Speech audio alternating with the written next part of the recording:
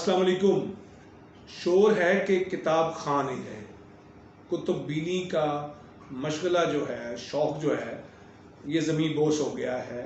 लोग किताब को भूल गए हैं, किताब को छोड़ गए हैं, किताब कहीं गुम हो गई है। और ये भी कहा जा रहा है कि ये सदी किताब की आखिरी सदी है।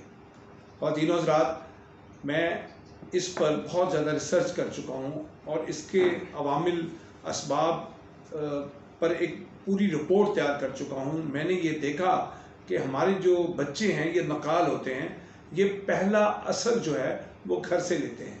तो जब घर में कंप्यूटर होगा, टीवी होगा, खिलौने होंगे, बाइसिकल होगा, गेम्स होगी, सब कुछ तो होगा, किताब नहीं होगी तो बच्चे किताब की तरफ कैसे राग़िब होंगे, उन्हें कैसे तरग़ीब मिलेगी, उनके अंदर ये शौक़ कैसे पैदा होगा और वो शौक़ पनपेगा कैसे, उभरेगा कैसे और जवान कैसे होगा।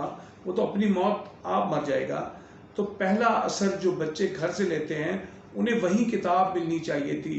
हम निसाबी किताबें तो बच्चों को लेकर देते हैं, गैर निसाबी किताबें जिनसे बच्चों ने सीखना होता है, ज़िंदगी का सफ़र तय करना होता है, वो किताब कहीं गुम हो गई है। इस शोर को, इस गलगले को हमने नोट करना है, महसूस करना है, तो अपने घर में किताब लानी है।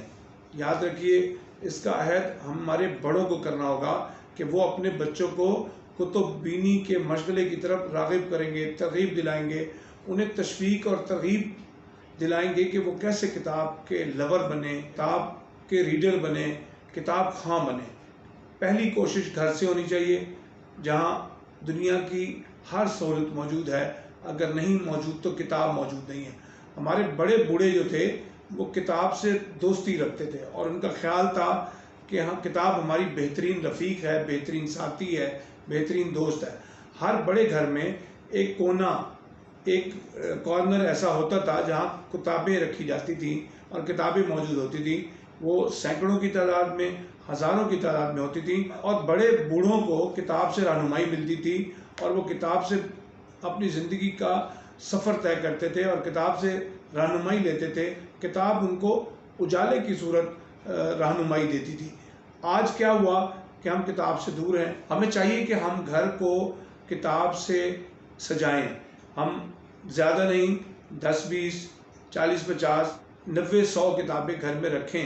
एक कॉर्नर बनाएं जिसमें बच्चे आकर बैठें, उनमें मुताले का शौक़ बढ़े और वो किताब को अपना दोस्त समझें। याद रखिए, ये जो किताबें हैं, ये महज किताबें नहीं हैं, ये चिराग हैं जिनसे आइंदा नस्लों के अज़हान रोशन होंगे। इसलिए अपने घर के कोने को किताबों से सजाइए, बच्चों को मुताले की तरग़ीब दीजिए और उनके शौक़ के मुताले को बढ़ाइए। इंशाअल्लाह हम गिला नहीं करेंगे, किताब खां नहीं रहे, हम नोहा नहीं बयान करेंगे कि किताब पढ़ने वाले ख़त्म हो गए। किताब दोस्ती के लिए काम कर गुजरिए। अपने घर के एक कोने को किताबों से सजाइए।